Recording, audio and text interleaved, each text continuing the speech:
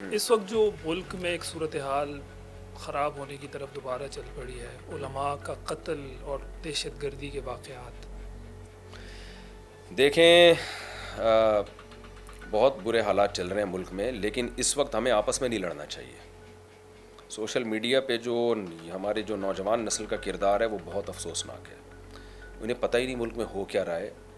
ہمارے پڑوسی ملکوں سے، اسلام دشمن طاقتوں سے ہمیں کتنا نقصان ہو رہا ہے، اور ہم آپس میں ہی ایک دوسرے کے خلاف لگے ہوئے ہیں. اس کی مثال ایسے ہے، کوئی شخص مسجد سے چپل چوری کر کے جاتا ہے، چپل آپ کی تھی، آپ اس کے پیچھے گئے، آپ نے اس کو پکڑ کے ایک تھپڑ لگایا، آپ کا حق بنتا تھا، اس نے آپ کی چپل چوری کی ہے، لیکن اتفاق سے وہ کسی کا سالہ بھی تھا، ٹھیک ہے نا. اب اس نے یہ موقع دیکھ کے آ کے اس کو دے مار 4.5 چماٹوں پہ چماٹے لگانا شروع کر دیے کہ یار اس نے مجھے فلاں موقع پہ ستایا تھا، فلاں موقع پہ. تو اب آپ اپنی چپل کا غم بھول جاؤ گے. آپ بولو گے یار اتنا جرم نہیں ہے جتنی اس کو سزا مل رہی ہے. اب یہ کوئی اور انوالو ہو گیا اس میں.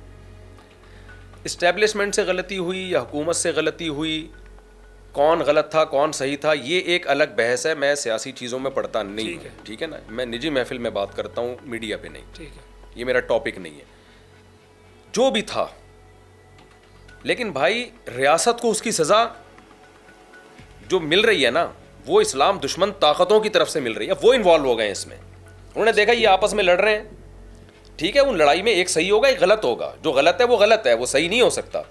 لیکن اس غلطی کی جو اس کو سزا دی جا رہی ہے نا، وہ ہم نہیں دے رہے، وہ ہمارے دشمن کنٹری دے رہے ہیں. اور وہ ایسی سزا دے رہے ہیں کہ اس کے چھینٹے ہمارے اوپر بھی گریں گے، ان سب لوگوں پہ گریں گے جو آج یہ تماشا دیکھ رہے ہیں اور اپنے ہی حکمرانوں کا مذاق اڑا رہے ہیں، اپنے ہی ملک کا مذاق اڑا رہے ہیں. تو بھائی ان مظلوموں کی لاشوں پہ ہنسو مت، اس پہ پھول نہ دو، اور یہ نہ بولو کہ ان کے ساتھ یہی ہونا چاہیے. یہ جو طوفان آ رہا ہے نا، اس میں اور آپ بھی لپیٹ میں آئیں گے. اس لیے اس وقت ہمیں اتحاد کی ضرورت ہے. آپس کے مسائل ہمارے گھر کے اندر رکھیں. دنیا کو ہم یہ نہ دکھائیں کہ تم ہمارے ساتھ بہت اچھا کر رہے ہو اور جو کچھ ہو رہا ہے ہمارے ساتھ ایسا ہی ہونا چاہیے تھا. تو یہ مسئلہ بھی اسٹیٹ کا ہے، ریاست کا ہے. ہمیں متحد ہو کے ان بیرونی طاقتوں کے مقابلے میں آ کے کھڑا ہونا چاہیے. سب سے پہلے اسلام، اور پاکستان ہے تو اسلام ہے. پاکستان گیا تو کوئی اسلامی خلافت نہیں آ جاتی ہے. علماء کو مل کے ریاست کے ساتھ کھڑا ریاست کے ساتھ ہمیں کھڑے ہونا ہے. اس وقت ریاست کو بچاؤ سب سے پہلے.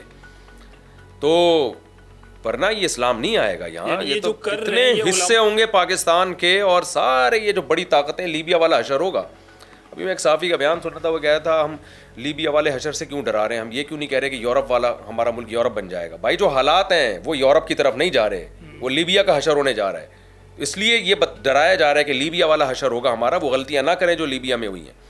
تو اچھے برے لوگ آتے رہیں گے، کبھی اچھے لوگ آئیں گے کبھی برے لوگ آئیں گے، لیکن اسٹیٹ کے مفاد کو پہ سمجھوتا نہیں کیا جا سکتا. لیکن یہ سوال کیا جا رہا ہے کہ اس میں علماء کا ہی کیوں خون بہایا جا رہا ہے اس پوری جنگ میں؟ دیکھیں انہی علماء کا خون بہایا جا رہا ہے جو اسٹیٹ کے ساتھ ہیں، چاہے وہ کسی بھی سیاسی تنظیم کے ہوں.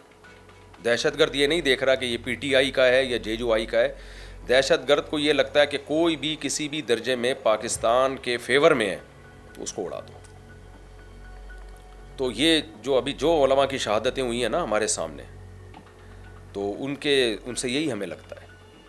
تو دہشت گرد کا تو مقصد یہی ہے کہ جو بھی پاکستان بچانے کی بات کرے گا، پاکستان کو سپورٹ کرے گا، اس کو راستے سے ہٹاؤ. یعنی اس کو عالم سے مسئلہ نہیں، ریاست سے مسئلہ. عالم سے مسئلہ نہیں ہے، ان کو ریاست سے، اسٹیٹ سے مسئلہ ہے.